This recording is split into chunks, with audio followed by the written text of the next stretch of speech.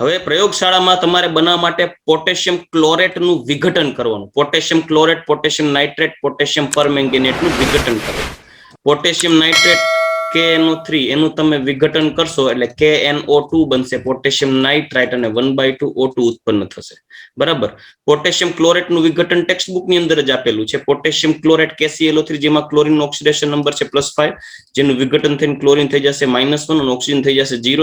અહીંયા ઓક્સિજન છે -2, એટલે ક્લોરીનનું રિડક્શન થઈ ગયું, ઓક્સિજનનું ઓક્સિડેશન થઈ ગયું.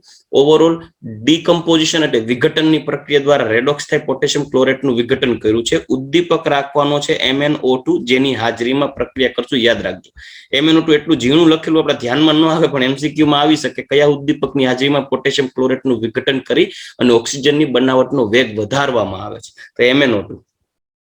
પોટેશિયમ પરમેંગેનેટ, પરમેંગેનેટ સંયોજન, સપોઝ કે પોટેશિયમ પરમેંગેનેટ લેશો KMnO4, એને બદલે થઈ જશે K2MnO4 plus MnO2 plus O2, 2 mall. તો 4 દુ 8, 4 ને 2 6 ને 2 8 થઈ ગયા ને? તો આ રીતે આનું પણ વિઘટન કરી શકાય. તો આ બે રિએક્શન જે આપણે નામથી જસ્ટ કીધેલી છે, તમને સાઈડમાં રિએક્શન લખી દીધી છે ટેક્સ્ટબુકની અંદર. KClO3 પોટેશિયમ ક્લોરેટનું વિઘટન આપેલું છે.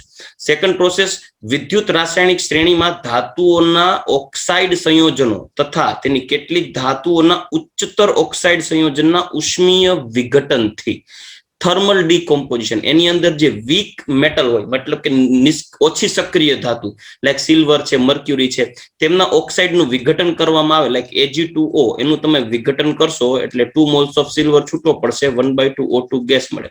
Same silver oxide, mercuric oxide HgO વિઘટન થાય એટલે Hg બને અને 1/2 O2 ગેસ છૂટો પડે.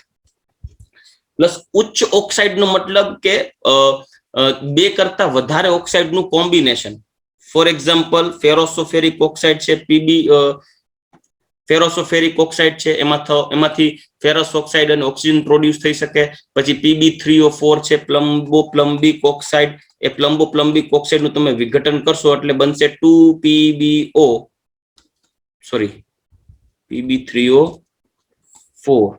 એટલે અહીંયા PbO કરીએ, 3PbO, તો 4 છે એટલે 3, એટલે 1/2 O2 ઓક્સિજન ગેસ ઉત્પન્ન થશે. PbO2 નું વિઘટન કરો તો પણ PbO અને 1/2 O2, અને ઉચ્ચ ઓક્સાઇડ કહેવાય. શું કરવાની? કેમ કે આ નીચા ઓક્સાઇડ કહેવાય. Fe પ્લસ Pb+2 છે, આ Pb+4 છે, આ Pb+2 છે, આ Pb+8/3 છે, ઉચ્ચ ઓક્સાઇડ. લાઈક Fe2O3 છે, ફેરિક ઓક્સાઇડ છે, વિઘટન કરશો ફેરસ ઓક્સાઇડમાં કન્વર્ટ કરી શકાય, 1/2 O2, 2FeO અને 1/2 O2. હાઇડ્રોજન પેરોક્સાઇડનું ઉષ્મીય વિઘટન. હાઇડ્રોજન પેરોક્સાઇડ જે સેલ્ફ ડીકોમ્પોઝિશન પ્રક્રિયા આપશે, H2O2 વિઘટન પામી 2H2O બને અને 1/2 O2 આપશે. આ પ્રક્રિયાનો આપણે ઉપયોગ કરતા હતા ઓલી કદ પ્રબળતા નક્કી કરવા માટે, યાદ હોય તો. STP એ 22.4 લીટર ઓક્સિજન મળે ત્યારે ઓક્સિજન છે 1 લીટર દીઠ 64 ગ્રામ હોય. 32 કેટલા થાય? હા, 16 દુ 32 ને 2 68 ગ્રામ પ્રતિ લીટર હોય, ત્યારે 22.4 કદ હોય, યાદ હોય તો આવું. પછી 20 કદ હોય તો કેટલી પ્રબળતા આવે ગ્રામ પ્રતિ લીટર? યાદ આવે છે આવું? 10 કદ માટે 30.33 સમથિંગ 30 સમથિંગ ટકા આવતા હતા, યાદ હોય તો 3% ને 30 ગ્રામ પ્રતિ લીટર. ક્યાં ચેપ્ટરમાં ભણતા યાદ કરો? પર્યાવરણીય રસાયણ વિજ્ઞાનની અંદર એની ગણતરી આવતી. હા, એ તો પહેલા જ બોલી ગયો તો અહીંયા શરૂઆતમાં જ. તો હાઇડ્રોજન પેરોક્સાઇડ, ચાલો, હાઇડ્રોજન પેરોક્સાઇડ સરળતાથી ઉદ્દીપકો જેવા કે સૂક્ષ્મ વિભાજિત ધાતુઓ અને મેંગેનીઝ ડાયોક્સાઇડ દ્વારા પાણી અને ડાયઓક્સિજનમાં વિઘટન પામે છે. તો આ રીતે ઓક્સિજનની પ્રિપેરેશન થઈ. બીજી વસ્તુ, હવામાંથી ઓક્સિજનને સેપરેટ કરવામાં આવે, નિસ્યંદિત કરવામાં આવે. કેમ કે ઓક્સિજનનું જે બોઇલિંગ પોઈન્ટ છે એ છે 90 કેલ્વિન. તો 90 કેલ્વિન ટેમ્પરેચર, હવાને ઠંડી પડીને 90 કેલ્વિન ટેમ્પરેચરે ઓક્સિજનને સેપરેટ કરવામાં આવે. તો મોટા પાયે પાણી અથવા હવામાંથી બનાવી શકાય છે. પાણીના વિદ્યુત વિભાજનમાં કેથોડ પર હાઇડ્રોજન અને એનોડ ઉપર ઓક્સિજન વાયુ મુક્ત થાય, જે આપણે ઓલરેડી પાણીનું વિદ્યુત વિભાજન જોઈ ગયા છીએ. 2 મોલ્સ ઓફ H2O, એમાંથી બને 2H2 પ્લસ 1, અહીંયા આવશે O2. આ H પ્લસ છે, જ્યારે આ થઈ જાય 0. ઇલેક્ટ્રોકેમિસ્ટ્રીમાં પ્રક્રિયા જોતા કે નહીં? ઇલેક્ટ્રોકેમિસ્ટ્રીમાં જવાબ આવતું ને? વિચારીને જવાબ દેહો, જોખી. તમે ગમે તે ચેપ્ટર બોલી જાવ છો. તો સાચું જ બોલ્યો હું. ક્યારેક જ હોય એવું. ઠીક છે. તો આ ઓક્સિડેશન અને આ રિડક્શન પ્રક્રિયા, ઓવરઓલ રેડોક્સ પ્રક્રિયામાં આ હાઇડ્રોજન ગેસ છે એ રિડક્શન પામે કેથોડ ઉપર, એટલે આ કેથોડ ઉપર થતી પ્રક્રિયા છે, જ્યારે ઓક્સિજન છે એ એનોડ ઉપર પ્રાપ્ત થશે. ચાલો ડન. ગુણધર્મ ઔદ્યોગિક રીતે હવામાંથી પ્રથમ કાર્બન ડાયોક્સાઇડ અને પાણીની વરાળ દૂર થાય, કેમ કે કાર્બન ડાયોક્સાઇડ ને પાણીના ક્રિટિકલ ટેમ્પરેચર છે ઊંચા હોય, પરિણામે સેજ ઠંડક આવે એટલે CO2 અને H2O છે એ ઓટોમેટિકલી કન્ડેન્સ થાય, એટલે ઠંડા પડી અને મોતિયા વળી જાય પાણીના કોઈ પણ પાત્રની સરફેસ ઉપર. જેમ કે ફ્રીજનું ઠંડુ પાણી કોઈ ગ્લાસમાં ભરો તો ગ્લાસની ફરતી સપાટી ઉપર પાણી છે જામી જાય ઠંડુ પાણીની ફરતે, પણ એ ગ્લાસની હોહરું આરપાર ન નીકળી હોય, સપાટી ઉપર ફિઝિકલી એડસોર્પ્શન થઈ જાય ઠંડા નીચા ટેમ્પરેચરને કારણે વાતાવરણમાં રહેલો ભેજ અને કાર્બન ડાયોક્સાઇડ છે ડીકમ્પોઝ થાય. એટલે એને પહેલા દૂર કરવામાં આવે, ત્યારબાદ ડાયોક્સિજન મેળવવામાં આવે. આ ડાયોક્સિજન મેળવવા માટે વાતાવરણમાં રહેલા વાયુને ઠંડો પાડીને પછી 90 કેલ્વિન ટેમ્પરેચર નિષેધિત કરવામાં આવે. ત્યારબાદ બાકી રહેલા વાયુઓને પ્રવાહીમાં ફેરવીને નિસ્યંદન દ્વારા નાઇટ્રોજન અને ડાયોક્સિજન મળી જાય. બરાબર, એટલે ડિસ્ટિલેશન કરવામાં આવે, મતલબ ઠંડો પાડી દો, CO2 ને H2O દૂર કરી નાખો, બાકી જે રહેલા ગેસ હોય એને ઠંડા પાડો, પછી એમાં 77.2 કેલ્વિન નાઇટ્રોજન મળે, 90 કેલ્વિન ઓક્સિજન મળે. ગુણધર્મની વાત કરીએ, વોટર ઇન્સોલ્યુબલ હોય કેમ કે પોતે નોન પોલાર છે, અને પાણી છે પોલાર છે, એની સોલ્યુબિલિટી બહુ ઓછી હોય. ડાયઓક્સિજન ગેસ રંગવિહીન અને વાસવિહીન વાયુ છે. 293 કેલ્વિન ટેમ્પરેચરે તેની પાણીમાં દ્રાવ્યતા, એટલે 293 kelvin temperature, sorry 0 degree Celsius કહેવાય છે, 273 એ 0 હોય, એટલે 20 ડિગ્રી સેલ્સિયસ ટેમ્પરેચરે 100 સેન્ટીમીટર ક્યુબ એટલે 100 ml પાણીમાં 3.08 સેન્ટીમીટર ક્યુબની સીમા સુધી તે દ્રાવ્ય થાય છે, જે સમુદ્રી અને જલીય જીવનની આવશ્યક મદદ માટે પૂરતી છે. મતલબ દરિયાઈ જીવ જે હોય, માછલી છે કે દરિયામાં રહેલી કોઈ અન્ય જીવજંતુ કે જે સૂક્ષ્મ જીવાણુ જે હોય તે, એને જરૂરી શ્વસન માટેનો જે પૂરતો ઓક્સિજન છે એ ઓક્સિજન છે એની દ્રાવ્યતાને અનુસંધાને દરિયામાંથી મળી રહે છે. યાદ રાખજો, જલ દ્રાવ્યતા 100 સેન્ટીમીટર ક્યુબ અથવા તો ml માં 3.08 સેન્ટીમીટર ક્યુબ એટલે કે ml ઓક્સિજન હોય. H2O માં ml દ્રાવ્ય થાય, કોણ? ઓક્સિજન. ચાલો, તે 90 કેલ્વિન તાપમાને પ્રવાહીકરણ પામે અને 55 કેલ્વિન તાપમાને ઠરે, એટલે એનું ફ્રીઝિંગ પોઈન્ટ 55 કેલ્વિન. ઓક્સિજનના 3 સમસ્થાનિક હોય, O16, 17 અને 18. તે પૈકી બેકી સંખ્યામાં ઇલેક્ટ્રોન હોવા છતાં આણ્વીય ઓક્સિજન O2 વિશિષ્ટ સ્વરૂપે અનુચુંબકીય છે. કઈ થિયરીને આધારે સાબિત થાય કે ઈ બેકી સંખ્યામાં ઇલેક્ટ્રોન છે? એ વીબી થિયરી કે છે, MOT, molecular orbital theory. VB theory પ્રમાણે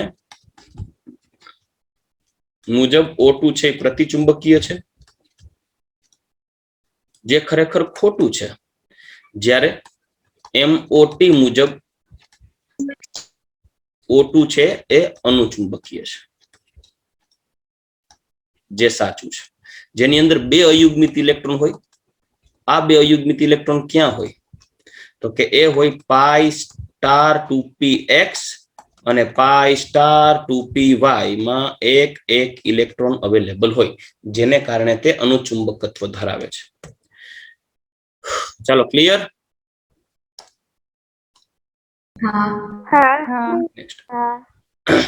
જો હું સમજી શકું હું તમને પેલા ચોખવટ કરી દઉં કે ભાઈ હું અત્યારે પી બ્લોક ભણાવું છું, તમે મારું ભણો, બાયોલોજી નું ભણો. આ 2 અમારે ફિઝિક્સ નું પતી ગયું કે એનું હાલે છે હજી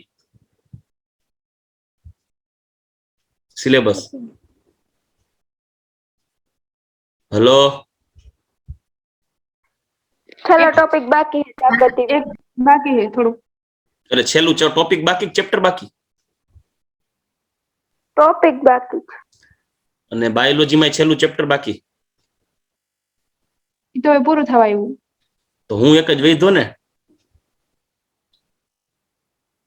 હા, કઈ વાંધો નહીં. હવે આપણે નાઇટ્રોજ ઓલું ડી બ્લોક બાકી રહ્યું છે.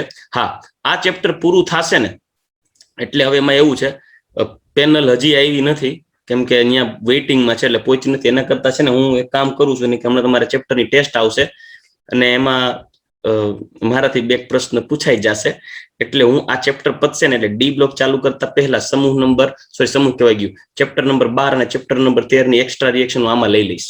બરાબર, વાંધો નહીં ને? રેકોર્ડિંગ નહીં કરું, આમાં મોકલી દઈશ, આમાં કરીને કરાવી દઈશ. તો વાંધો નહીં, પછી આપણે ડી બ્લોક ચાલુ કરશું. ના પાડે તો તમે શું કરી લેજો? કરાવના જતા ના તો રેકોર્ડિંગ કરત તારા, આમ ખોટું નથી બોલતો, તો રેકોર્ડિંગ કરત બોર્ડ ઉપર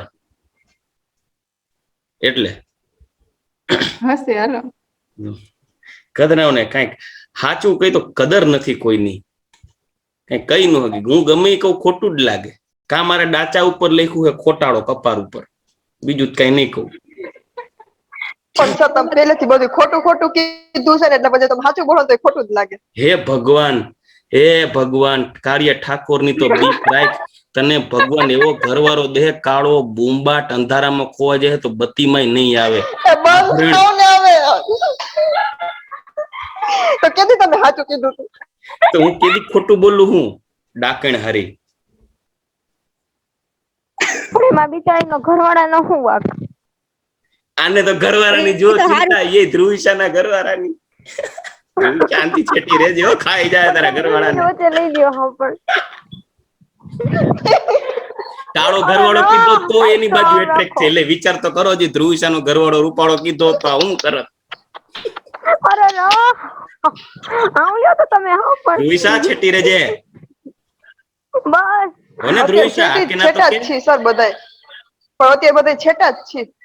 એ તો બરાબર. ધ્રુવિશા ઉપાધિ કરતી નહીં, રાજુ સર તો બધું કીએ છે ભાઈ હાલની હું નીકળા હો. ક્યાંથી ક્યાં પહોંચી ગયા સર? તો તું હાવ એ બધાને વચ્ચે. પણ પછી તમે કહો કે મને બધે આવું કે જ ને. ધ્રુવિશા તું મને ખોટાડો કે જ ને, થોડી હા. હાલે.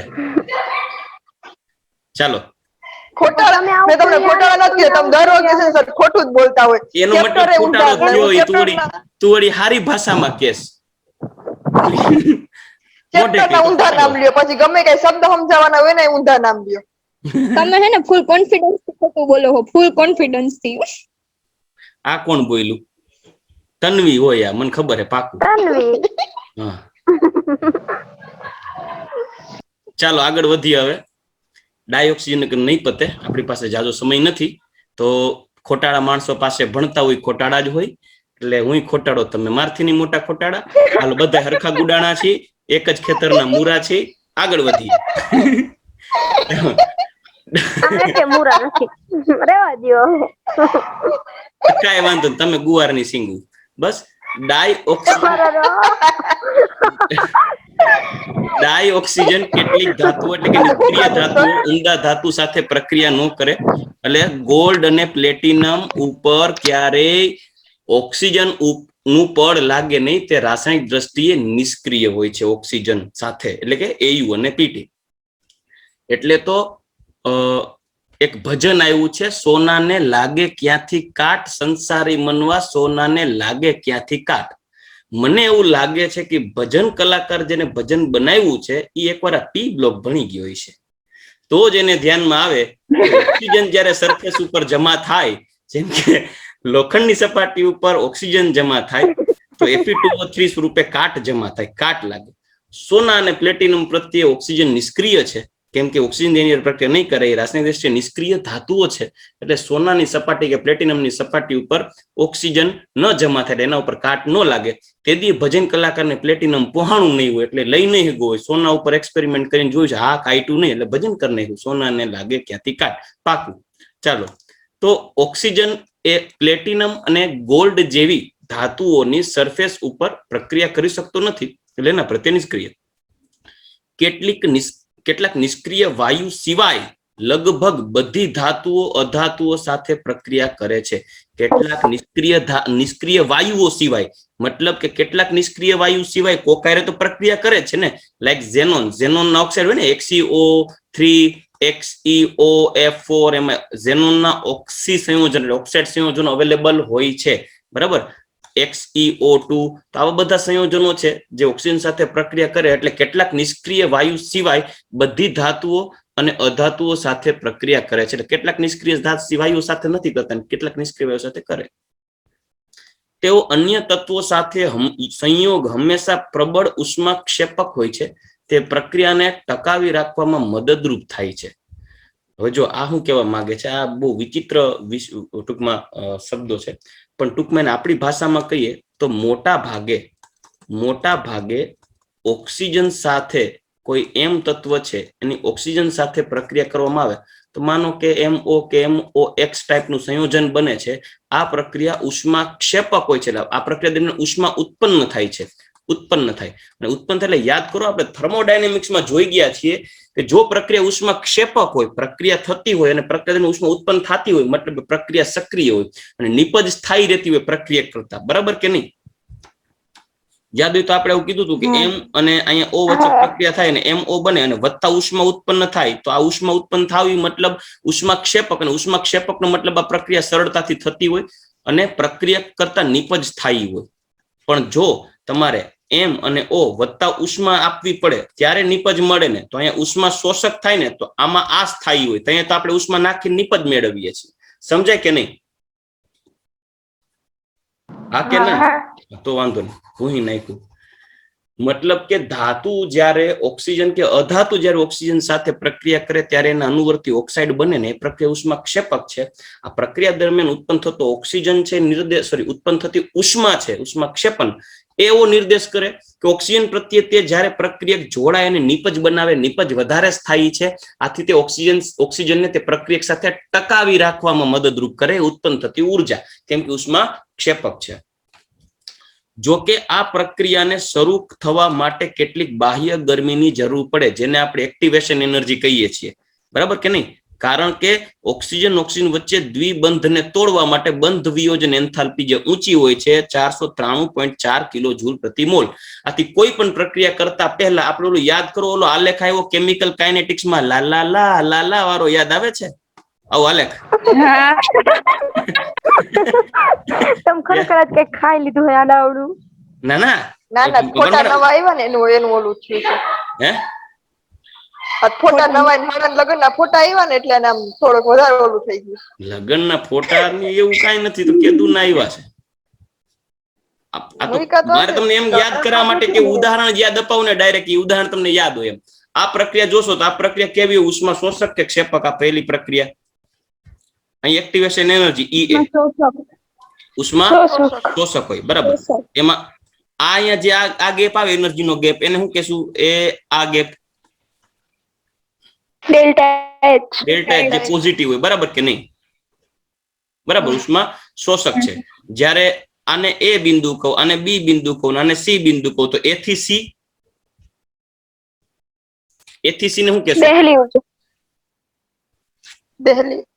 દેહલી ઉર્જા. ઓકે, ચાલો. આ પ્રક્રિયા હોય ઉષ્માક્ષેપક, આ થઈ ગયું ડેલ્ટા H. તો ઓવરઓલ તમારે અમુક કંઈક એક્ટિવેશન એનર્જી જોશે, પહેલાથી એનર્જી આપવી પડશે, કેમ કે તમારે ઓક્સિજન એક્ટિવ કરવો પડશે ને એના માટે જરૂરી બંધન ઉર્જાની જરૂર પડે એને તોડવા માટે. ચાલો હવે બીજું, ઓવરઓલ ઉષ્માક્ષેપકનો મતલબ એવો થાય કે પ્રક્રિયા દરમિયાન શરૂઆતમાં ઉર્જા વપરાણી, પછી એટલી બધી ઉર્જા ઉત્પન્ન થઈ કે વપરાયેલી એ ફિટુસ કરતા બાકીની એક્સ્ટ્રા મળી, ત્યારે ઉષ્માક્ષેપક કહેવાય ઓવરઓલ. માનો કે પ્રક્રિયા દરમિયાન 100 કિલોજૂલ જેટલી ઉર્જા વપરાઈ જતી હોય એક્ટિવેશન કરવા માટે, તો 200 મળતી હોય તો એનો મતલબ એમ કે 100 વધારાની મળી, 100 તો વપરાયેલી પાછી આવી, બરાબર. ચાલો હવે એની રાસાયણિક ગુણધર્મની ચર્ચા કરીએ તો તે ધાતુ સાથે પ્રક્રિયા કરે, અધાતુ સાથે પણ પ્રક્રિયા કરી શકે, તેને અનુવર્તી તેમના ઓક્સાઇડ્સ બનાવે. ધાતુઓ, અધાતુ અને અન્ય સંયોજનો સાથે પણ કેટલીક પ્રક્રિયા, જેમ કેલ્શિયમ સાથે ઓક્સિજન પ્રક્રિયા થાય તો કેલ્શિયમ ઓક્સાઇડ. એલ્યુમિનિયમ ઓક્સિજન પ્રત્યે ખૂબ જ સક્રિય હોય છે, Al2O3. યાદ હોય તો મેગ્નેશિયમ અને એલ્યુમિનિયમ વાળો એક આખો પોઈન્ટ હતો કે મેગ્નેશિયમ ક્યારે એલ્યુમિનિયમના ઓક્સાઇડ માટે રિડ્યુસિંગ એજન્ટ તરીકે વર્તે અને ક્યારે એલ્યુમિનિયમ મેગ્નેશિયમના ઓક્સાઇડ પ્રત્યે માટે રિડ્યુસિંગ એજન્ટ તરીકે વર્તે, આવો એક આલેખ હતો. એ વૈજ્ઞાનિક નામ હતું રહી ગઈ હામ, એવું હતું કે નહીં? એને હામ રહી ગઈ હામ, એમ કે રહી ગઈ હામ, એવું. તો એલિંગહામ ડાયાગ્રામમાં કોન્સેપ્ટ યાદ આવે છે?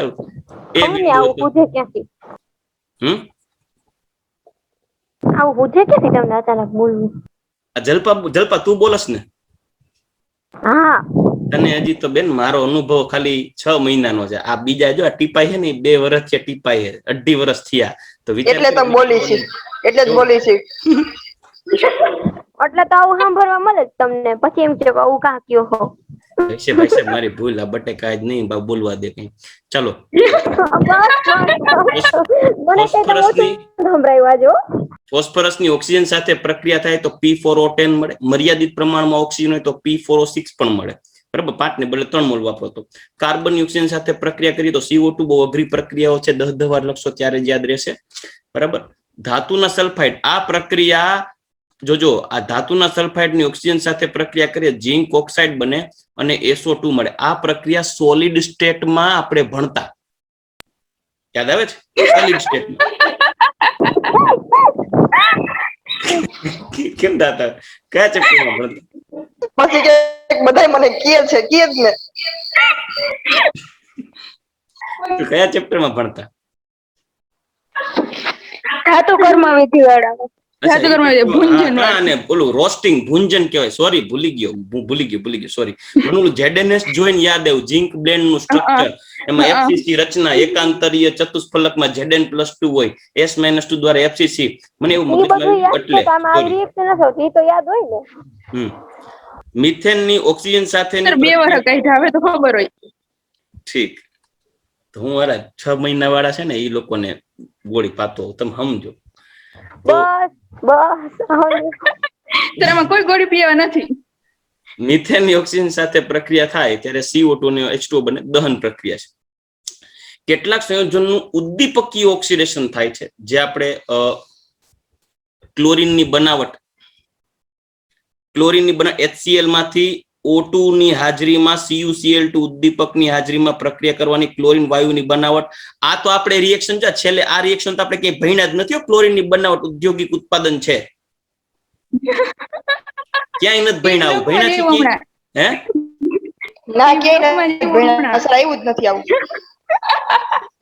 નથી આવ્યું ને? ના નથી આવ્યું. તો વિડીયો જોઈ લેજે, સમૂહ નંબર 17 માં જે ભણ્યા છો ક્લોરીનની બનાવટ. CuCl2 ઉદ્દીપક છે, મોસ્ટ ઇમ્પોર્ટન્ટ, ખાસ ધ્યાન રાખજો. આ પ્રશ્ન બહુ પૂછાય છે, Cl2 ની બનાવટ વાળો. બરાબર, અને બીજું આ પ્રોસેસ છે સંપર્ક વિધિ, જે આપણા ચેપ્ટરમાં ભણશો. V2O5 ઉદ્દીપકની હાજરીમાં SO3 બનશે. હાલો, રેડી? હવે આગળ વધી, ખાસ યાદ રાખજો આ સંપર્ક વિધિ છે ને HCl માં ક્લોરીનની બનાવટ વાળી આ પ્રક્રિયા આપણે 17મા સમૂહ ભણી ગયા છીએ. ચાલો હવે ઉપયોગોની વાત કરીએ. ઓક્સિજનના ઉપયોગો.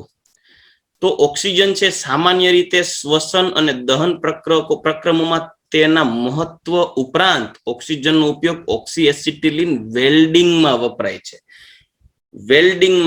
છે. મતલબ ઓક્સીએસિટિલિન ગેસ વેલ્ડિંગ જે હોય, મતલબ ઓલમોસ્ટ સિલિન્ડર હોય, ગેસ સિલિન્ડર હોય કે પતરા હોય ને કાપવા માટે ગેસ કટર હોય, અથવા તો દરવાજાઓના જોઈન્ટ માટે, એના માટે ગેસ વેલ્ડિંગ વપરાય. ઓક્સીએસિટિલિન ગેસ જે ઓક્સિજનની હાજરીમાં એસિટિલિન ઇથાઇન ગેસનું દહન કરે છે, જે પ્રચંડ ઉર્જા આપે છે, ઉષ્માક્ષેપક પ્રક્રિયા છે, એની દહન ઉષ્મા વધારે છે અને ફ્યુઅલ એફિશિયન્સી વધારે છે.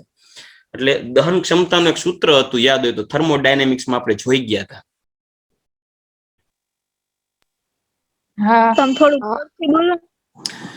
એ દહન ક્ષમતાનું એક સૂત્ર હતું, થર્મોડાયનેમિક્સમાં ભણી ગયા હતા. કયું સૂત્ર હતું? 3n+1/2 O2. હે? દહન ક્ષમતા?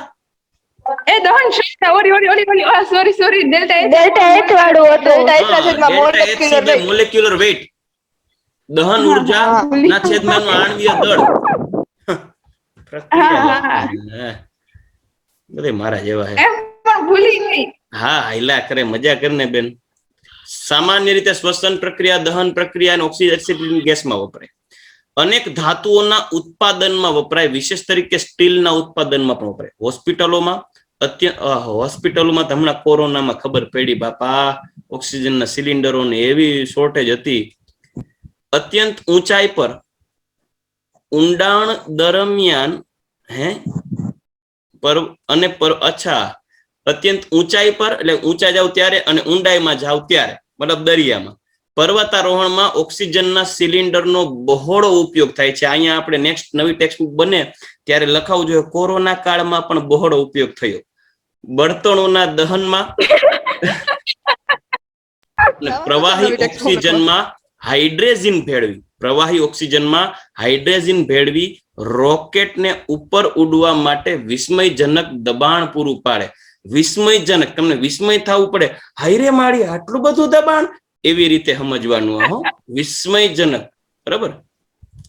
રોકેટને કેમ કે હાઇડ્રોજન છે, એ હાઇડ્રોજન એક્સપ્લોઝિવ હોય, ઓક્સિજનની હાજરીમાં પ્રબળ વિસ્ફોટક પ્રક્રિયા આપે છે હાઇડ્રોજન, અને એમાંથી પ્રચંડ ઉર્જા ઉત્પન્ન થાય, જેથી રોકેટને જ્યારે સ્પેસમાં સીધું આમ જે એકદમ વજન વાળું હોય રોકેટ સ્પેસ શટલ સાથે, એને એક જ ઝાટકે ઉપર ચડાવવા માટે જબરજસ્ત નીચે એક્સપ્લોઝન કરવામાં આવે, અને એના માટે હાઇડ્રોજનનો યુઝ થાય છે. વિસ્મયજનક, હાયરે માળી આટલું બધું દબાણ, એટલું દબાણ આપવા માટે, અને રોકેટને ઉપર ઉડવા માટે, હેઠે ઉડવા માટે નહીં, એવું કીધું છે. બરાબર. એના માટે ઓક્સિજનનો યોગિતા જોઈ ગયા હતા. આજે આપણે જોવાનું છે ઓક્સાઇડ સંયોજનો. ઓક્સાઇડ સંયોજનોમાં એસ્પેશિયલી બે જોવાના થશે. એક થશે ઓઝોન અને બીજું SO2. સૌથી પહેલા સ્ટાર્ટ કરીએ ઓક્સાઇડ કમ્પાઉન્ડ. તો કે સામાન્યતઃ ઓક્સિજન સમૂહના તત્વો જ ઓક્સિજન સાથે જોડાય અને MO2 કે MO3 પ્રકારના ઓક્સાઇડ બનાવે છે.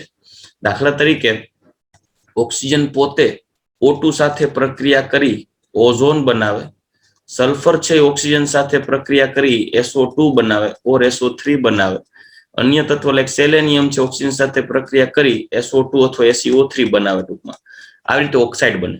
પરંતુ કોઈ પણ તત્વ, આ તો ઠીક છે ઓક્સિજન સમૂહના તત્વોની વાત છે, જનરલ વાત કરીએ પિરિયોડિક ટેબલમાં, તો ઓક્સિજનની એક વિશેષતા એ છે કે સક્રિય હોવાને કારણે પિરિયોડિક ટેબલના ઓલમોસ્ટ તત્વો સાથે, એટલે કે આવર્ત કોષ્ટકના મોટા ભાગના તત્વો સાથે ઓક્સિજન જોડાય અને ઓક્સાઇડ સંયોજનો બનાવે. જેમાં પ્લેટિનમ અને ગોલ્ડ જેવી ઉમદા ધાતુઓ સાથે પ્રક્રિયા નહીં કરે, બાકી મોટા ભાગની ધાતુઓ અને અધાતુ સાથે પ્રક્રિયા કરી અને એસિડિક કે બેઝિક ઓક્સાઇડ બનાવે. હવે એસિડિક કે બેઝિક ઓક્સાઇડ મતલબ કે ભાઈ એવા ઓક્સાઇડ હોય કે જે સ્વભાવે એસિડિક હોય, બેઝિક હોય, અમુક તો એવા છે જે ઉભયગુણી છે ને અમુક એવા છે જે તટસ્થ છે.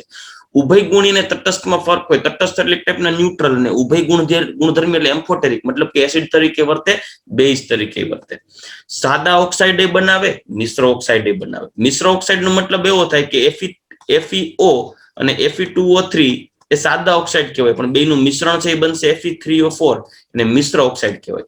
PbO અને PbO2 બરાબર, આ જે છે એ સાદા ઓક્સાઇડ છે, પણ બેનું મિશ્રણ Pb3O4 છે એ મિશ્ર ઓક્સાઇડ કહેવાય. તો આ પૈકી કોઈ પણ ધાતુ સાથે કે અધાતુ સાથે ઓક્સિજન જોડાય અને ત્યારે એનો વર્તી ઓક્સાઇડ બનાવે, તો ઓક્સાઇડ છે એની લાક્ષણિકતા કઈ હોય? તો ખાસ ધ્યાન રાખજો. સૌથી પહેલા આપણે લાક્ષણિકતા પર આગળ વધીએ તો તત્વોના ઓક્સાઇડ સ્વભાવે એસિડિક હોય, બેઝિક હોય ને તટસ્થ હોય, એમ્ફોટેરિક હોય. સૌથી પહેલા આપણે લઈએ એસિડિક ઓક્સાઇડ.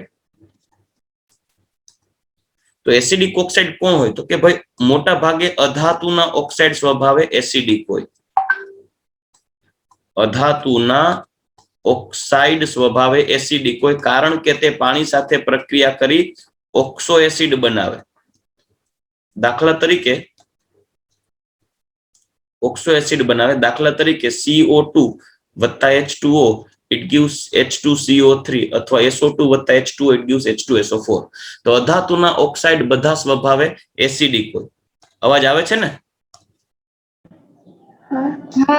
CO2 છે, SO2 છે, SO3 છે, બરાબર, P4O10 છે, P4O6 છે, વગેરે વગેરે વગેરે. અધાતુના ઓક્સાઇડ સ્વભાવે એસિડિક હોય. આઈધર NO2 લ્યો, N2O3 લ્યો વગેરે. NO કે N2O નો લેતા, કેમ કે ન્યુટ્રલમાં આવશે, જે આપણે આગળ જોશું. CO2 લેવાનું એસિડિક ઓક્સાઇડ, CO નહીં લેવાનું, કેમ કે ન્યુટ્રલમાં આવશે. ચાલો બેઝિક ઓક્સાઇડ ની વાત કરીએ તો બેઝિક ઓક્સાઇડ છે કોણ હોય? તો કે ભાઈ ધાતુના ઓક્સાઇડ સ્વભાવે બેઝિક હોય, જે આપ બધા જાણો છો, આપણે ભૂતકાળમાં ભણી ગયા છીએ. ધાતુના ઓક્સાઇડ સ્વભાવે બેઝિક હોય, કારણ કે તે પાણી સાથે પ્રક્રિયા કરી અને હાઇડ્રોક્સાઇડ બનાવે. ફોર એક્ઝામ્પલ Na2O વત્તા H2O it gives 2 moles of NaOH. એ બધા ધાતુના હાઇડ્રોક્સાઇડ થયા જે સ્વભાવે બેઝિક હોય. ઉદાહરણ આપણે લઈએ like sodium oxide like sodium oxide Na2O કે CO, કેલ્શિયમ ઓક્સાઇડ MgO છે, મેગ્નેશિયમ ઓક્સાઇડ ધાતુના ઓક્સાઇડ સ્વભાવે બેઝિક હોય. તો ઉભયગુણી ઓક્સાઇડ કયા? અચ્છા, ધાતુના ઓક્સાઇડ સ્વભાવે બેઝિક હોય પણ એમાં એક અપવાદરૂપતા છે. અપવાદરૂપ ખાસ આપણે જોવાનું છે, પહેલા જ અહીં લખી નાખું, પછી ઉભયગુણી જોશું. અપવાદ સ્વરૂપે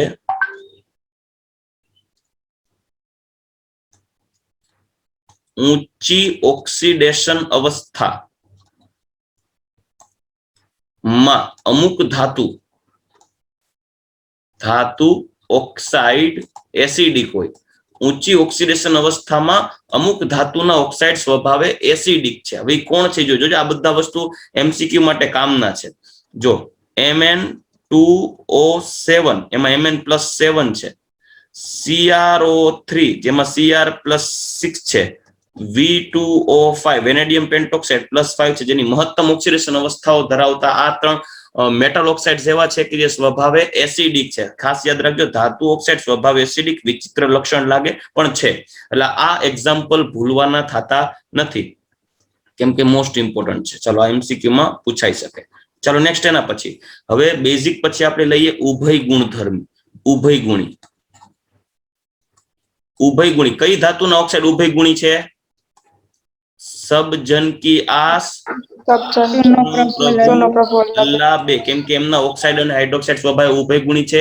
જે એસિડ તરીકે વર્તે, બેઝ તરીકે વર્તે. સામે એસિડ પ્રક્રિયા કરતો હોય તો પોતે બેઝની જેમ વર્તે, સામે બેઝ પ્રક્રિયા કરતો હોય તો પોતે એસિડની જેમ વર્તે. હજી બીજું, એસબી માં ભૂલ નહીં ખાવાની. એસબી માં PbO2 ઉભયગુણી છે. PbO2 ઉભયગુણી છે, જ્યારે PbO તટસ્થ આવશે. આ ધ્યાનમાં રાખજો, PbO તટસ્થ આવશે. ભૂલ નહીં ખાતા. આપણે પી બ્લોક એલિમેન્ટ જ્યારે 13મો અને 14મો સમૂહ ભણતા હતા ને ત્યારે મેં ચોખવટ કઈ રીતે યાદ હોય તો બરાબર, કે PbO અને PbO2 માં આ એક ચેન્જ આવશે. અને તટસ્થ ઓક્સાઇડ કયા છે? ન્યુટ્રલ. તો કે N2O જે અધાતુના ઓક્સાઇડ છે, સ્વભાવે છતાં તટસ્થ છે. NO અધાતુના નાઇટ્રિક ઓક્સાઇડ સ્વભાવે તટસ્થ છે. CO કાર્બન મોનોક્સાઇડ અધાતુનો ઓક્સાઇડ છતાંય તટસ્થ. PbO ધાતુનો ઓક્સાઇડ છતાંય તટસ્થ. તો આટલા તટસ્થ ઓક્સાઇડ આવશે. ચાલો, ક્લિયર? ખાસ કરીને તમે લખો છો પછી કા આવે? લખો હો ત્યારે આમાં નથી દેખાતું ભેગું. તારે એકને પ્રોબ્લેમ હશે, મારે એક ને લે બધાને એવું જ થાય છે. કઈ વાંધો નહીં, લખાઈને આવી તો જાય છે ને? હા, થોડી વાર પછી આવે. થોડી વાર પછી પેલા આવે, ઇમ્પોર્ટન્ટ છે. નેટવર્ક એટલે અત્યારે હું તો ગોતતી હતી, મને બાડી થઈ ગઈ કે હું એમ અડા હોય થોડી થાય. ચાલો, ઓક્સિજનનું અન્ય તત્વ સાથે દ્વિઅંગી સંયોજન ઓક્સાઇડ કહેવાય. બરાબર, ઓક્સિજન આવર્ત કોષ્ટકમાં મોટા ભાગના તત્વો સાથે પ્રક્રિયા કરી ઓક્સાઇડ બનાવે છે. ઘણા એવા કિસ્સાઓ છે કે જેમાં એક તત્વ બે અથવા વધારે ઓક્સાઇડ સંયોજનો બનાવે છે, like SO2, SO3, Fe2O, Fe2O3, Fe3O4, PbO, PbO2, Pb3O4 વગેરે. આ ઓક્સાઇડ સંયોજનો તેમના સ્વભાવ અને ગુણધર્મોમાં બહોળી વિવિધતા ધરાવે. ઓક્સાઇડ સંયોજનો કે સાદા ઓક્સાઇડ સંયોજનો લાઈક MgO, Al2O3, મિશ્ર ઓક્સાઇડ સંયોજનો લાઈક Pb3O4, Fe3O4 હોઈ શકે. આવા સોદા ઓક્સાઇડ સંયોજનોને એને એસિડિક, બેઝિક, ઉભયગુણી લક્ષણને આધારે વર્ગીકૃત કરવામાં આવે છે, જેમાં તટસ્થને પણ આપણે ઇન્વોલ્વ કરવા જોઈએ. જે ઓક્સાઇડ પાણી સાથે સંયોજાય અને એસિડ બનાવે તેને એસિડ ઓક્સાઇડ કહેવાય, લાગે SO2, Cl2O7, CO2, N2O5 વગેરે. જે SO2 ની વાત કરીએ, SO2 ની પાણી સાથે પ્રક્રિયા કરી H2SO3 બનાવે, જેને આપણે સલ્ફ્યુરસ એસિડ તરીકે ઓળખીએ છીએ. ચાલો, નેક્સ્ટ પોઈન્ટ. સામાન્ય નિયમ મુજબ અધાતુના ઓક્સાઇડ સંયોજનો જ એસિડિક હોય છે મોટા ભાગે, પરંતુ ઊંચી ઓક્સિડેશન અવસ્થા ધરાવતી કેટલીક ધાતુઓના ઓક્સાઇડ પણ સ્વભાવે એસિડિક લક્ષણ ધરાવે છે, લાઈક Mn2O7, CrO3, V2O5. ચાલો, ક્લિયર? અહીં જો લઈ દીધું છે આપણે બધું. બરાબર. ચાલો, નેક્સ્ટ એના પછી જે ઓક્સાઇડ સંયોજનો પાણી સાથે બેઝ બનાવે, એટલે પાણી સાથે પ્રક્રિયા કરી બેઝિક સંયોજન બનાવે તેને બેઝિક ઓક્સાઇડ કહેવામાં આવે છે, like N2O, CaO, BaO, BaO વગેરે. જેમાં CaO પાણી સાથે પ્રક્રિયા કરી COH2 બનાવે, કેલ્શિયમ હાઇડ્રોક્સાઇડ, જેને આપણે મિલ્ક ઓફ લાઇમ કહીએ, ચૂનાનું નીતર્યું પાણી, એ પણ સ્વભાવ બેઝિક છે. સામાન્ય રીતે ધાત્વિક ઓક્સાઇડ સંયોજનો બેઝિક હોય મોટા ભાગે. કેટલાક ધાત્વિક ઓક્સાઇડ સંયોજનો એવા છે જે દ્વૈત વર્તણૂક ડ્યુઅલ બિહેવિયર બતાવે, ડ્યુઅલ નેચર બતાવે, જેમ કે એસિડિક પણ હોઈ શકે અને બેઝિક પણ હોઈ શકે. આથી આવા સંયોજનોને એમ્ફોટેરિક એટલે કે ઉભય ગુણી ઓક્સાઇડ તરીકે ઓળખવામાં આવે છે. તેઓ એસિડ અને બેઝ સાથે પ્રક્રિયા કરે. દાખલા તરીકે એલ્યુમિના એસિડ સાથે પ્રક્રિયા કરે, બેઝ સાથે પ્રક્રિયા કરે. Al2O3 6HCl સાથે પ્રક્રિયા કરશે, એમાં 9 પાણીના અણુ જોડાય. AlH2O6+3 અને 6Cl- બનાવવાને હેક્ઝા એક્વા આયન કહેવાય. બરાબર, એટલે AlCl3 6H2O. આપણે એને બીજી રીતે જોશું તો આમ થશે, AlCl3 6H2O જલીય ક્ષાર બનાવે. જ્યારે બેઝ સાથે પ્રક્રિયા કરે તો Na3AlOH4 બનાવે, હેક્ઝા એલ્યુમિનેટ આયન.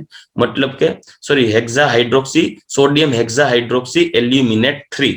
બરાબર, અને એલ્યુમિનેટ કહેવાય. તો એલ્યુમિનેટ બનાવે, જે અહીંયા Al2O3 એસિડની જેમ વર્તશે, અહીંયા Al2O3 બેઝની જેમ વર્તશે. ચાલો, ક્લિયર? હા. કેટલાક ઓક્સાઇડ સંયોજનો જે એસિડિક હોતા નથી અને બેઝિક પણ હોતા નથી, એને આપણે ન્યુટ્રલ કહીએ.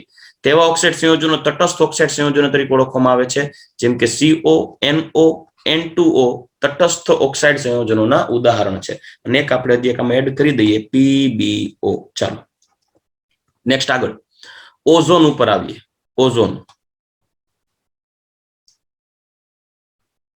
ઓઝોન ઓક્સિજનનું જ એક અપર રૂપ છે. તે એટલું પ્રતિક્રિયાત્મક છે કે સમુદ્રની સપાટીએ વાતાવરણમાં તે લાંબો સમય સુધી રહી શકતું નથી, એટલે ડિકમ્પોઝ થઈ જશે.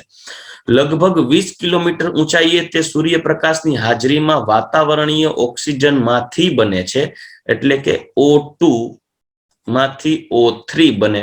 3 મોલ્સ ઓફ O2 માંથી 2 મોલ્સ ઓફ O3 બને સૂર્યપ્રકાશની હાજરીમાં. આ ઓઝોન સ્તર પૃથ્વીની સપાટીને પારજાંબલી વિકિરણોની વધુ પડતી સાંદ્રતાથી રક્ષણ આપે છે. એટલે યુવી રેડિયેશનને એબ્ઝોર્બ કરી લેશે, પોતે પુનઃ વિઘટન પામી અને O2 માં રૂપાંતરણ પામે, નવજાત ઓક્સિજન બનાવે, સૂર્યપ્રકાશને એબ્ઝોર્બ કરી લેશે. આ નવજાત ઓક્સિજન બીજા O3 સાથે રિએક્ટ કરશે, 2O2 બનાવશે. ઓવરઓલ રિએક્શન જોશો તો 2O3 માંથી થઈ જશે 3O2. તો આ રીતે પુનઃ વિઘટન આપશે. બરાબર, એટલે ઓક્સિજનમાંથી ઓઝોન બને, ઓઝોનમાંથી ઓક્સિજન બને. પૃથ્વીની સપાટીથી 20 કિલોમીટર ઊંચાઈએ ઓઝોનનું સ્તર છે મેન્ટેન રહે. પરંતુ ગ્લોબલ વોર્મિંગ ને આ વનસ્પતિના CFC ગેસીસના પ્રોડક્શનથી, એસી ને રેફ્રિજરેટરના વધારે યુઝ થવાથી ઓઝોન લેયરમાં ગાબડા પડે, એટલે day by day ozone layer છે ડિસ્ટ્રોય થતું જાય. ચાલો નેક્સ્ટ એના પછી બનાવટ ઉપર આગળ વધીએ. તો જ્યારે ઓક્સિજનના શુષ્ક પ્રવાહને, એટલે dry H2O, dry oxygen, H2O નહીં નાખવાનું, નકર ઇલેક્ટ્રોલિસિસમાં હાઇડ્રોજન ભેગું બનશે. આપણે ઓઝોન બનાવવું છે એટલે H2O યુક્ત ન જવું જોઈએ, નકર H2O પણ ઇલેક્ટ્રોલાઇઝ થાય. આપણે ઇલેક્ટ્રોલિસિસ પ્રોસેસથી ઓઝોન બનાવવું છે, એટલે ડ્રાય ઓક્સિજન નાખવાનું. ધ્વનિ રહિત વિદ્યુત વિભારમાંથી, એટલે સાયલેન્ટ ઇલેક્ટ્રિકલ ડિસ્ચાર્જ પસાર કરવામાં, ટૂંકમાં હાઈ ઇલેક્ટ્રિક કરંટ પાસ કરવામાં આવે કિલોવોલ્ટમાં. બરાબર, ત્યારે ઓક્સિજનનું ઓઝોનમાં 10% રૂપાંતરણ થાય છે. આ નિપજને ઓઝોનીકૃત ઓક્સિજન તરીકે ઓળખવામાં આવે છે. જસ્ટ 10% ઓઝોન બને, 90% ઓક્સિજન પાછો બને. એક સિમ્પલ તમને ઓઝોન પ્રોડક્શન માટે અહીંયા કોરોના એવું ડિસ્ચાર્જ, એટલે કે અહીંયા ટ્રાન્સફોર્મર નાખ્યું છે, એટલે કે ઇલેક્ટ્રિક કરંટ સપ્લાય કરશે. અહીંયા હીટ છે, ઈ વોલ્ટેજ અહીંથી ઇલેક્ટ્રિક કરંટ સપ્લાય, અહીંયા પ્લસ ચાર્જ બતાવ્યો છે, અહીંયા માઇનસ ચાર્જ બતાવ્યો છે. અહીંથી ઇલેક્ટ્રિક કરંટ સપ્લાય કરવામાં આવે ત્યારે આમાંથી હીટ પ્રોડ્યુસ થશે, કેમ કે O2 માંથી O3 બને ત્યારે ઉષ્માક્ષેપણ થશે, ઉષ્મા ઉત્પન્ન થશે. અહીંયા O2 ઉત્પન્ન થશે, ઇલેક્ટ્રિક કરંટ સપ્લાય થઈ જાય. તમને O2 દેખાશે. એ O2 ભેગા થઈને ધીમે ધીમે O3 માં રૂપાંતરણ પામે છે અને અહીંયા પ્રોડક્ટ તરીકે O3 બનશે, અમુક O2 પાછા આવશે. બરાબર, એટલે 10% પ્રોડક્ટ બનાવી છે. જો તમને 3O2 પ્લસ 2O3 298 કેલ્વિન તાપમાને પ્લસ 142 કિલો જૂલ પ્રતિ મોલ, ઓઝોનીકરણમાં પ્લસ આપ્યું છે. ઉષ્મા શોષક પ્રક્રિયા બતાવી. હા, ઉષ્મા શોષક જ પ્રક્રિયા હોય ને, કેમ કે O2 કરતા O3 ઓછો સ્ટેબલ છે. મારી ભૂલ થઈ ગઈ, લેસ સ્ટેબલ છે. O3 અને O2 માં સ્ટેબિલિટી O3 ની ઓછી, O2 ની વધારે, એટલે O2 માંથી O3 માં જવા માટે ઉષ્મા આપવી પડે. ઊંધું બોલાઈ ગયું, ઉષ્મા આપવી પડે, એટલે O2 માંથી O3 થશે. એટલે 142 કિલો જૂલ પ્રતિ મોલ જેટલી ઉષ્મા આપવી પડે. આ આપવી પડતી ઉષ્માનો નિર્દેશ થાય છે કે ઓઝોન કરતા ઓક્સિજન છે વધુ સ્ટેબલ છે. જો કે ઓક્સિજનમાંથી ઓઝોનનું નિર્માણ ઉષ્મા શોષક પ્રક્રમ છે, જે ઓઝોનની બનાવટમાં તેના વિઘટનને રોકવા ધ્વનિ રહિત વિદ્યુત વિભાર નળીનો ઉપયોગ આવશ્યક છે. આ બધા પોઈન્ટને તમે નિગ્લેક્ટ કરશો વાંધો નહીં. આ બધા ધ્વનિ રહિત વિદ્યુત વિભાર નળીનો પ્રયોગ છે, આવશ્યક છે, એ બધું કાઢી નાખો. યાદ રાખજો ખાલી ઓઝોનનું ફોર્મેશન છે ઉષ્મા શોષક પ્રક્રિયા છે. ઓઝોનની સાંદ્રતા 10% થી વધુ જરૂરી હોય તો ઓઝોનિત્રો, આ ઓઝોનાઇઝર છે, specially high electric current supply કરી ઓક્સિજનમાંથી ઓઝોન બનાવવા માટેની એક મેથડ છે, બેટરી સાથે જોડી. અને એના માટે સિમેન્સ અને બ્રોડી નામના સાયન્ટિસ્ટે એક ઓઝોનાઇઝર બનાવ્યું, જેને સિમેન્સ બ્રોડી ઓઝોનાઇઝર તરીકે ઓળખવામાં આવે છે. એના વિશે આપણે કોઈ જાણવાની જરૂર નથી. શુદ્ધ ઓઝોનને 101.1 કેલ્વિન ઉત્કલન બિંદુ છે, એનું ઉત્કલન બિંદુ.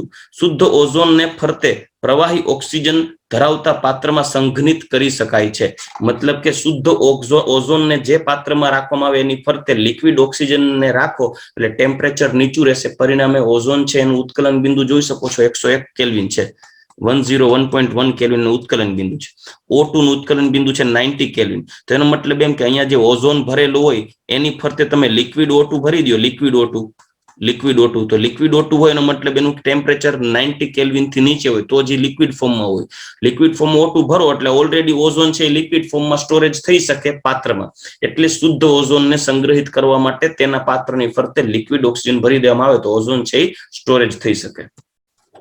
હવે ઓઝોનના ગુણધર્મની વાત કરીએ તો સૌથી પહેલા ઓઝોનનું બંધારણ જોઈએ તો ઓઝોનમાં એક ઓક્સિજન સાથે સવર્ગ સહસંયોજક બંધ છે, બીજા ઓક્સિજન સાથે ડબલ બોન્ડ O છે, જેમાં અહીંયા ઓક્સિજન છે એ sp2 હાઇબ્રિડાઇઝેશન થી જોડાયેલો. હવે શુદ્ધ ઓઝોન આછો વાદળી વાયુ, ઘેરું વાદળી પ્રવાહી અને જાંબલી કાળો ઘન હોય. મતલબ ગેસિયસ ફોર્મમાં હોય ત્યારે આછો વાદળી, લિક્વિડ ફોર્મમાં હોય ત્યારે ઘેરો વાદળી અને ઘન સ્વરૂપમાં હોય ત્યારે કાળો જાંબલી હોય. ઓઝોન લાક્ષણિક વાસ ધરાવે છે. તેની ઓછી સાંદ્રતા હાનિકારક હોતી નથી. તેમ છતાં જો સાંદ્રતા 100 ભાગ પ્રતિ મિલિયન એટલે 100 પાર્ટ્સ પર મિલિયન થી વધુ થાય તો શ્વાસ લેવામાં પ્રતિકૂળતા સર્જાય, મતલબ સફોકેશન થાય, જેનાથી માથાનો દુખાવો, ઉબકા જેવી અસરો જોવા મળે. ઓઝોન પણ આપણે પૃથ્વીની સપાટી ઉપર, આપણે દરિયાઈ સપાટી ઉપર જઈને ઓઝોનનું પ્રમાણ વધારે હોય દરિયા કાંઠે, પણ એટલું ન હોય જ્યારે શ્વાસ ન લઈ શકીએ. 20 કિલોમીટર ઊંચાઈએ હોય. ઓઝોન ઉષ્માગતિશાસ્ત્ર રીતે ઓક્સિજનની સરખામણીમાં અસ્થાયી છે, કેમ કે આપણે જોઈ ગયા કે 3O2 માંથી 2O3 બનાવીએ ત્યારે ભેગી ઉષ્મા આપવી પડતી હોય. એટલે અહીંયા તમારે હીટ આપવી પડે છે 142 જેટલી. એટલે ઉષ્મા શોષક પ્રક્રિયા છે, પરિણામે આ સ્થાયી છે અને ઓઝોન અસ્થાયી છે. અવાજ આવે છે? તમે ચોટો છો. ચોટે છે થોડું. એક સેકન્ડ, ચોંટવા માટેની બીજી રસ્તી કરી નાખી, બીજું શું હોય.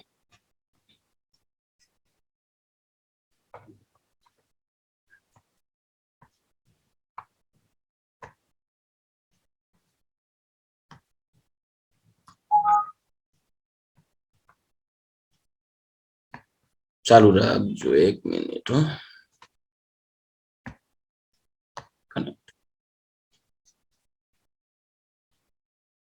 ચાલો હવે લગભગ નહીં ચોટું, પછી પાયગા આપણા. હવે આવે છે અવાજ? હવે ઉખડો કે હજી ચોટેલો જ છું?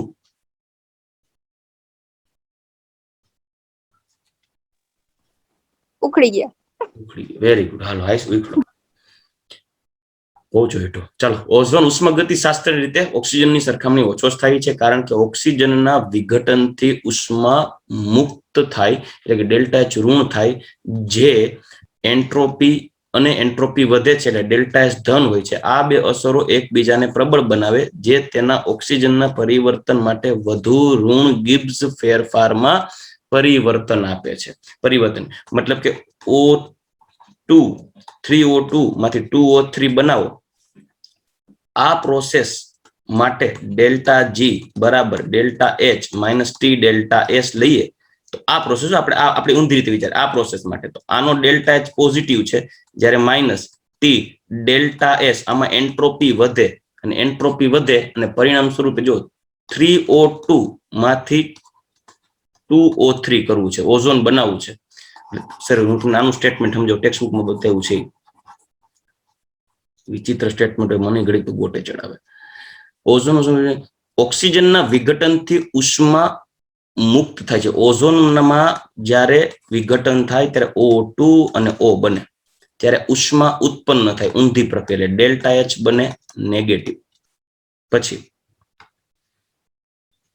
જે તેના ઓક્સિજનમાં પરિવર્તન માટે વધુ ઋણ ગિબ્સ ઉર્જામાં ફેરવાય છે. મતલબ આ પ્રોસેસમાં એટલે 3O2 માંથી આ O2 એટલે O3 માંથી O2 બનાવવામાં આવે ત્યારે ડેલ્ટા H ની વેલ્યુ નેગેટિવ થઈ જાય છે. આ નેગેટિવ વેલ્યુ એની ગિબ્સની મુક્ત ઉર્જાને ડેલ્ટા G ને ઋણ બનાવવામાં મદદરૂપ થાય. બહુ વિચિત્ર સ્ટેટમેન્ટ છે. તેથી તે વાસ્તવમાં આશ્ચર્યજનક નથી કે ઓઝોનની ઊંચી સાંદ્રતા ભયંકર વિસ્ફોટક હોઈ શકે. અચ્છા, હા, ગજબ કરી નાખી. ચાલો, O3 માંથી 3O2 આ ઉષ્મા ક્ષેપક છે. આ પ્રક્રિયા ઉષ્મા ઉત્પન્ન કરશે એટલે ઉષ્મા ઉત્પન્ન થશે. આથી ઉષ્મા ઉત્પન્ન થાય એટલે ઓઝોનનું વિઘટન સરળતાથી O3 માં રૂપાંતર થાય. જો આનું વધુ પ્રમાણ લેવામાં આવે તો આ વધુ પ્રમાણમાં મળે અને આ વધુ ઉષ્મા ઉત્પન્ન થાય. વધુ ઉષ્મા ઉત્પન્ન થાય, જેમ પ્રચંડ ઉષ્મા ઉત્પન્ન થાય એમ વિસ્ફોટક પ્રક્રિયા થાય. આથી ઓઝોનનું વધુ પ્રમાણ વિઘટનથી વિસ્ફોટક પ્રેરે. અરે ભગવાન. જો બહુ સરળતાથી નવજાત ઓક્સિજન પરમાણુ મુક્ત કરવાના કારણે તે બહુ સરળતાથી નવજાત ઓક્સિજન પરમાણુ જો નવજાત ઓક્સિજન પરમાણુ મુક્ત કરવાને કારણે તે શક્તિશાળી ઓક્સિડેશન કરતા છે. કેમ કે ઓઝોનની સ્થાયીતા ઓછી છે, O2 સ્થાયી છે એટલે સરળતાથી O2 બનશે, નવજાત ઓક્સિજન મુક્ત કરશે જે ઓક્સિડેશન માટે જવાબદાર છે. એટલે ઓઝોન છે પ્રબળ ઓક્સિડેશન કરતા છે. તે લેડ સલ્ફાઇડનું લેડ સલ્ફેટમાં, આયોડીનમાં આયોડાઇડનું, અહીંયા લોચો છે, આયોડીનનું આયોડીનમાં નહીં, આયોડાઇડ આયનનું આયોડીનમાં ઓક્સિડેશન કરે. ચાલો, ક્લિયર? આ ટેક્સ્ટ બુકમાં મિસ્ટેક છે. અહીંયા આયોડીનનું આયોડીનમાં નહીં, આયોડાઇડ આયનનું આયોડીનમાં. લેડ સલ્ફાઇડ ઓઝોન સાથે પ્રક્રિયા કરે, 4 ઓક્સિજન આમાં આપો PbSO4 તો 4 O3 માંથી 4 O2 બચે. આયોડાઇડ આયન ઓઝોન સાથે પ્રક્રિયા કરશો ત્યારે પહેલા તો I2 બનશે, 2 mall I oxygen gas produce થશે, ઓઝોન માંથી O2 થશે અને H2O માંથી 2OH માઇનસ પ્રોડ્યુસ થશે. ચાલો, જ્યારે ઓઝોન છે એ બોરેટ બફર 9.2 pH છે દ્વારા બફરયુક્ત બનાવેલા પોટેશિયમ આયોડાઇડ વધુ પડતા દ્રાવણ સાથે પ્રક્રિયા કરે ત્યારે આયોડીન મુક્ત કરે. જો અહીંયા સિમ્પલ આ જ પ્રોસેસ છે. આયોડાઇડ આ જ પ્રોસેસ. ઓઝોન બોરેટ બફર કે જેની pH 9.2 છે એટલે માધ્યમ બેઝિક થશે. દ્રાવણમાં પોટેશિયમ આયોડાઇડ અથવા તો આયોડાઇડ આયન ડાયરેક્ટલી બતાવ્યું છે. આયોડાઇડ આયન વધુ પડતા દ્રાવણ સાથે પ્રક્રિયા કરવામાં આવે ત્યારે આયોડીન મુક્ત કરે, જેમાં ઓઝોન ઓક્સિડાઇઝિંગ એજન્ટ તરીકે વર્તે છે, જેનું સોડિયમ થાયોસલ્ફેટના પ્રમાણિત દ્રાવણ વડે અનુમાપન કરવામાં આવે. શું કરવાને હું તમને એનું કારણ કહું. અહીંયા જે આયોડીન બને ને, આયોડીન એ આયોડીનની સોડિયમ થાયોસલ્ફેટ H2O3 -2 સાથે પ્રક્રિયા કરવામાં આવે. થાયોસલ્ફેટ આ I0 હોય, આ હોય 3 દુ 6 -4 +4 2 3 +2 જે SO4 -2 માં ઓક્સિડાઇઝ થશે, +6 માં જ્યારે I- રિડ્યુસ થશે એટલે આને કહેવાય થાયોસલ્ફેટ ટેસ્ટ, આયોડીમેટ્રી જેને કહેવાય, જેમાં આ થાયોસલ્ફેટ કેટલું વપરાય છે એને આધારે ઉત્પન્ન થતા આયનનું પ્રમાણ જાણી શકાય. એટલે એ લખ્યું છે જેનું સોડિયમ થાયોસલ્ફેટનું પ્રમાણિત દ્રાવણ વડે અનુમાપન કરવામાં આવે. આથી ઓઝોનના માપનની જથ્થાત્મક પદ્ધતિ છે જે મળી શકે. કેવી રીતે જો સમજાવું. દાખલા તરીકે આપણી પાસે કેટલું ઓઝોન છે એ જાણવું હોય તો તમારે પહેલા પોટેશિયમ આયોડાઇડ સાથે રિએક્શન કરાવો એટલે એમાંથી બને આયોડીન.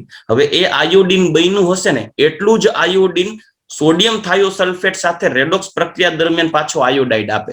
પરિણામે અહીંયા સોડિયમ થાયોસલ્ફેટ સાથે જો રેડોક્સ અનુમાપન કરવામાં આવે, ટાઇટ્રેશન બ્યુરેટ થી ડ્રોપ વાઇઝ ઉમેરવામાં આવે એના દ્રાવણને, તો કેટલા ml અને કેટલી સાંદ્રતા વપરાણી એ ખ્યાલ આવે સોડિયમ થાયોસલ્ફેટની.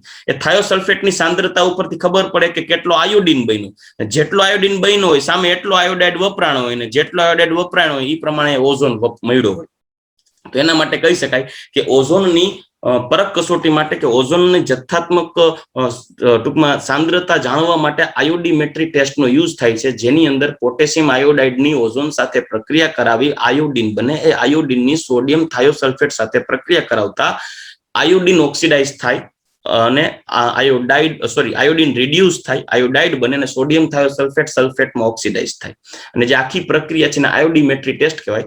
આ વપરાતા સોડિયમ થાયોસલ્ફેટના જથ્થાને આધારે આયોડીનનું પ્રમાણ માપી અને તેને અનુવર્તી ઓઝોન કેટલું વપરાયેલું છે તે જાણી શકાય.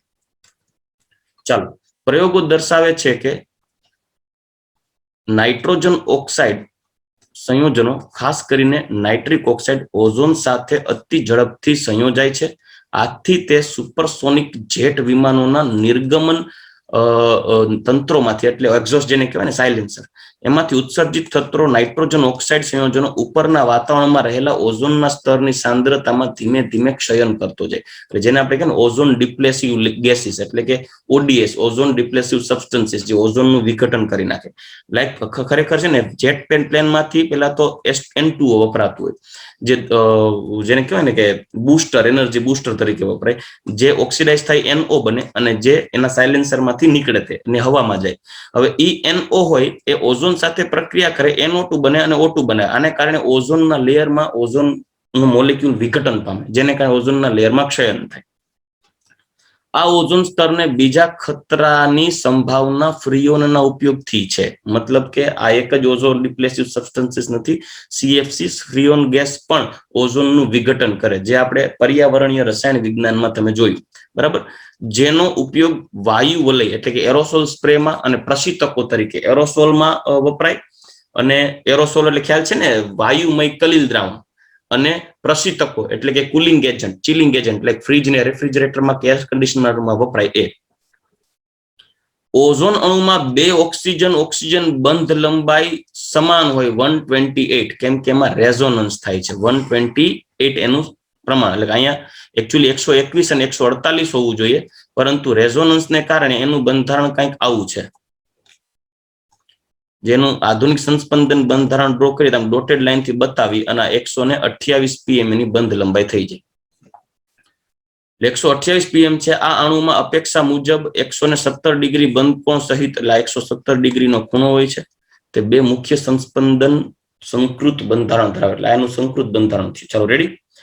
ઓઝોનની રાસાયણિક પ્રક્રિયા સાઈડમાં લખી દીધી છે. આપણી પાસે નાઇટ્રાઇટ કે સલ્ફાઇટ હોય તો ઓક્સિડેશન પામી અને આ રિડક્શન પામ્યો, ઓક્સિડેશન કરતા છે. ઓક્સિડેશન કરતા છે, પોતે રિડક્શન પામી O2 માં કન્વર્ટ થાય. નાઇટ્રાઇટ કે સલ્ફાઇટ હોય એ નાઇટ્રેટ કે સલ્ફેટ બને. NO2 માં રૂપાંતર થઈ જાય, આપણે જોઈ ગયા. SO2 SO3 માં રૂપાંતર થાય. HX હોય X2 બનાવે, લાઈક હેલાઇડ આયન, I- માંથી I2 થઈ ગયું.